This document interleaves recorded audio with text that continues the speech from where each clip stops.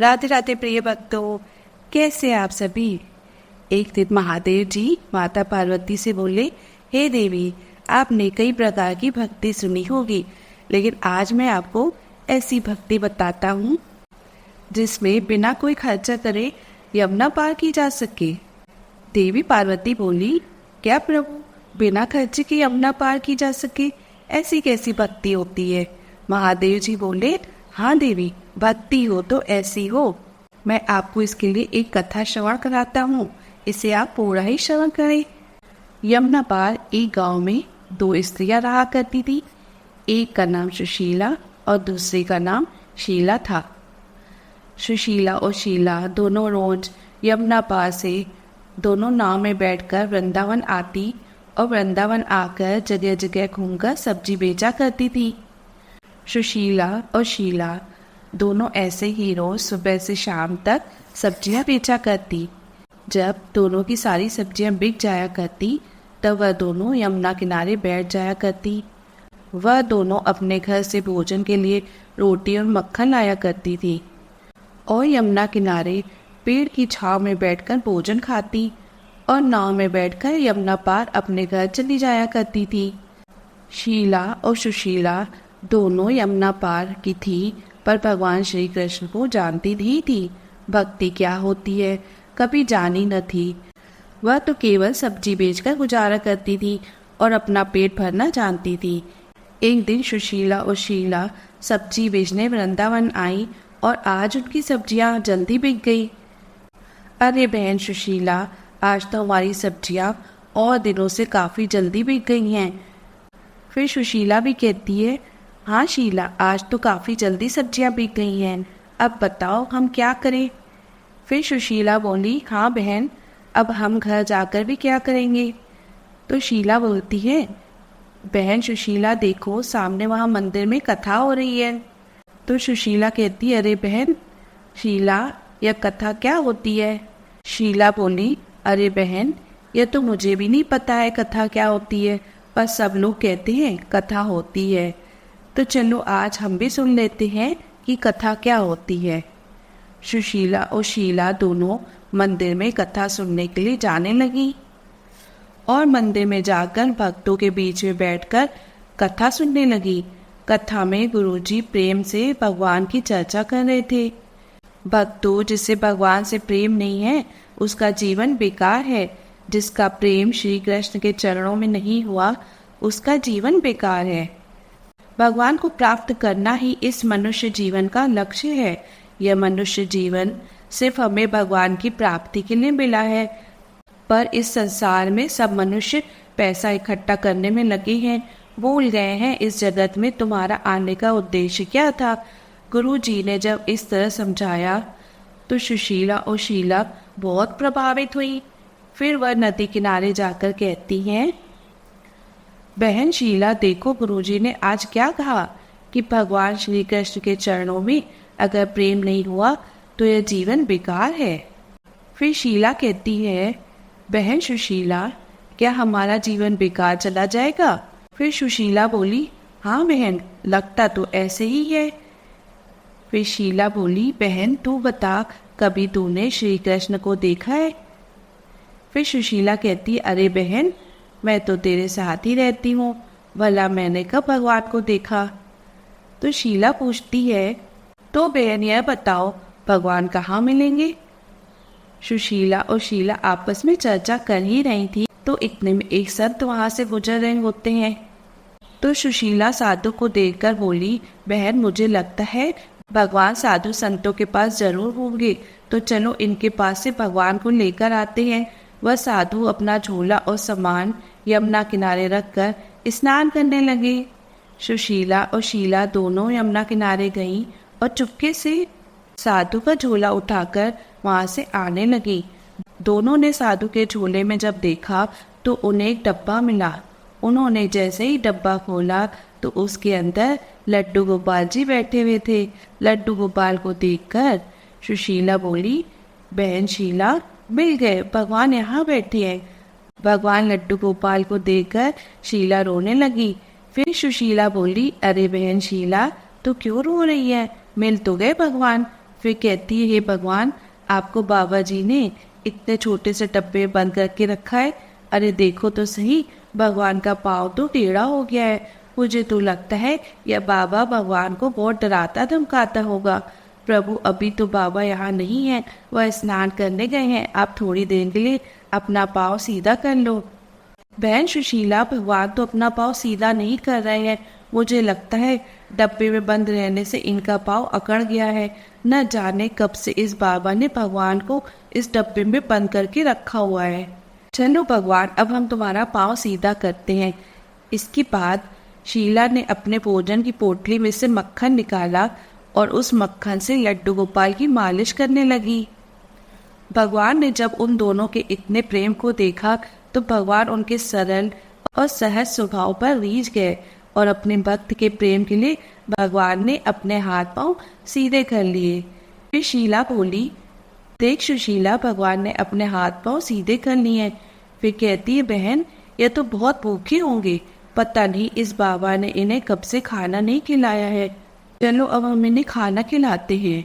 सुशीला और शीला अपने भोजन की लाई हुई रोटी और मक्खन का भोग भगवान को लगाने लगती हैं। इतने में साधु बाबा स्नान करके वहां आ गए। साधु को देखकर शीला और सुशीला वहां से भागने लगी और दोनों कुछ दूर जाकर रुककर बोली, अरे ओ बाबा, भगवान को इतना डराया धमकाया मत करो। तुमने भगवान को डरा धमका के रखा है ना। बेचारे टेढ़ा मेढ़ा पाँव करके डब्बे में बैठे थे। हमने उनका पाँव सीधा कर दिया है, अब उनका पाँव टेढ़ा मत करना। जब साधु ने लड्डू गोपाल को देखा तो लड्डू गोपाल के दोनों हाथ पैर सीधे हुए थे। यह चमत्कार देखकर साधु उन दोनों स्त्रियों को रोकने के लिए उनके पीछे भागने लगे और बोले, रुक जाओ, भागो मत, मैं तुम्हें कुछ नहीं बोलूँगा। पर वह दोनों नहीं रुकी। उनको लगा कि बाबा उन्हें पकड़कर मार लगाएंगे। अगले दिन फिर से सुशीला और शीला सब्जी बेचने के लिए वृंदावन आई और आज भी उन दोनों की सब्जी बहुत जल्दी बिक गई और आज फिर वो मंदिर में कथा सुनने के लिए चली गई। कथा में गुरु जी भगवान के नाम की महिमा की चर्चा कर रहे थे। उन्होंने कहा, भक्तों, यदि आप राधे श्याम जपोगे तो भवसागर से भी पार हो जाओगे। इसलिए भगवान के नाम को हमेशा जपते रहा करो। यही नाम हमें भवसागर से पार करेगा। आज की कथा सुनकर दोनों वापस अपने घर के लिए जाने लगी। फिर शीला बोली, बहन सुशीला, तुमने सुना आज गुरुजी ने कथा में क्या कहा कि राधे श्याम जपोगे तो भवसागर से भी पार हो जाओगे। तो बहन, राधे श्याम नाम लेने से भवसागर पार कर सकते हैं, तो यमुना भी तो हम पार कर सकते हैं। हाँ बहन, हम दोनों रोज इस पार से उस पार जाने के लिए 1 रुपया रोज नाव वाले को देने में खर्च करते हैं। हम भी आज से राधे श्याम जपेंगे और बिना खर्च के यमुना पार कर लेंगे। सुशीला और शीला ने गुरु के वचनों पर विश्वास करके राधे श्याम जपने लगी और यमुना की ओर बढ़ने लगी। वह दोनों राधे श्याम जपते हुए सच पे पानी के ऊपर चलने लगी। राधे श्याम जप कर उन दोनों ने पानी के ऊपर चलकर यमुना पार कर ली। अब तो सुशीला और शीला का श्री कृष्ण के प्रति प्रेम और विश्वास दृढ़ हो गया और वह दोनों कृष्ण की भक्ति करने लगी। एक दिन सुशीला ने कहा, बहन शीला, हमने गुरुजी की कृपा से श्री कृष्ण की भक्ति पाई है और गुरुजी के कहने पर हमने नाम जपते हुए यमुना को पैदल पार किया है, तो इससे हमारे बहुत सारे पैसे भी बचे हैं। तो बहन, क्यों ना हम गुरुजी को घर बुलाएं और उन्हें भोजन खिलाएं। तो शीला बोली, ठीक है बहन, तुम जाकर गुरुजी को ले आओ और मैं यहाँ भोजन बनाती हूँ। सुशीला गुरुजी को लेने के लिए मंदिर जाने लगी। सुशीला मंदिर में गई तो गुरुजी से बोली, गुरुजी, हम चाहते हैं कि आप अपने चरण हमारी कुटिया में रखो। हम आपको भोजन कराकर कुछ दान दक्षिणा देना चाहते हैं। गुरुजी ने सुशीला की बात मान ली और बोले, ठीक है बेटी, मैं तुम्हारे संग तुम्हारी कुटिया में चलने के लिए तैयार हूँ। सुशीला गुरुजी को लेकर मंदिर से आने लगी। सुशीला गुरुजी को लेकर यमुना तट पर आती है। गुरुजी ने जब देखा कि यमुना तट पर तो कोई नाव नहीं है, यह मुझे पार कैसे लेकर जाएगी, तब गुरुजी ने सुशीला से पूछा, बेटी, तुम मुझे यमुना पार कैसे लेकर जाओगी? यहाँ तो कोई नाव दिख ही नहीं रही है। सुशीला बोली, गुरुजी आपने ही तो हमें सबसे बड़ी नौका प्रदान की है। सुशीला को लगा कि जैसे हम गुरुजी की शिष्या राधे श्याम जाप कर यमुना पार कर लेते हैं, वैसे ही गुरुजी भी यमुना पार कर लेंगे। फिर सुशीला राधे श्याम जपते में पानी में चलने लगी। सुशीला ने जब थोड़ी दूर जाकर पलटकर देखा तो गुरुजी वहीं किनारे पर खड़े हुए थे। फिर सुशीला बोली, अरे गुरुजी आप आगे क्यों नहीं बढ़ रहे हैं? गुरुजी को लगा इस तट पर यमुना का पानी बहुत कम है। यह विचार कर गुरुजी आगे बढ़ने लगे। जैसे ही गुरुजी ने अपना पाँव यमुना में आगे बढ़ाया, वैसे ही गुरुजी कमर तक पानी में डूब गए।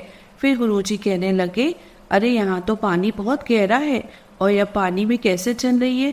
अरे यह कोई आम स्त्री नहीं लगती, यह तो कोई चुड़ैल लगती है जो पानी पर चल रही है। गुरुजी को पानी में डूबा देख सुशीला गुरुजी को लेने के लिए वापस आने लगती है। सुशीला गुरुजी के पास पहुंचकर गुरुजी का हाथ पकड़कर ले जाने लगी। सुशीला राधे श्याम जपती है और गुरुजी डर के मारे कहते हैं, अरे मुझे छोड़ क्यों ले जा रही है? मुझे क्यों मारना चाहती है? मुझे छोड़। सुशीला ने गुरुजी की बातों का कोई भी जवाब नहीं दिया। वह बस राधे श्याम जप रही थी।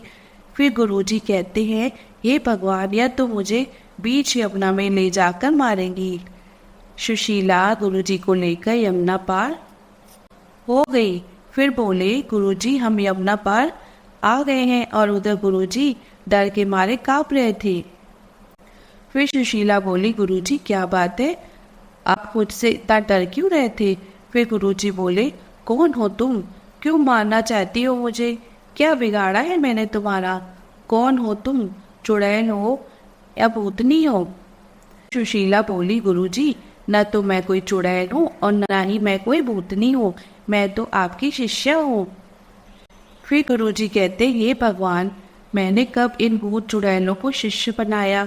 फिर सुशीला बोली, गुरुजी आपने ही तो हमें कथा में बताया था कि राधे श्याम जपोगे तो भवसागर से पार हो जाओगे।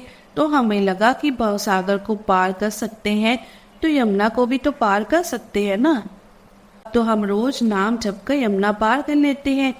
अब हमें कोई नाव की जरूरत भी नहीं होती है। सुशीला की बातें सुनकर गुरुजी हैरान रह गए और सुशीला से बोले, बेटी तुमने अपने गुरु के वचनों और प्रभु पर इतना दृढ़ विश्वास रखा कि इनके बल पर तुमने यमुना के पानी पर चलकर यमुना पार कर ली। बेटी तुम महान हो और महान है तुम्हारा प्रभु के प्रति प्रेम और विश्वास। इस प्रकार शिवजी ने अपनी कथा समाप्त करी। तब माता पार्वती बोली, हाँ प्रभु आपने सही कहा, भगवान की भक्ति हो तो ऐसी हो। प्रिय भक्तों आपको ये कथा पसंद आए तो लाइक कर दीजिए।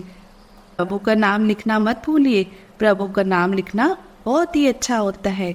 और इस तरह की नई नई कथाएं सुनने के लिए चैनल को सब्सक्राइब भी कर लीजिए। फिर मिलेंगे। राधे राधे।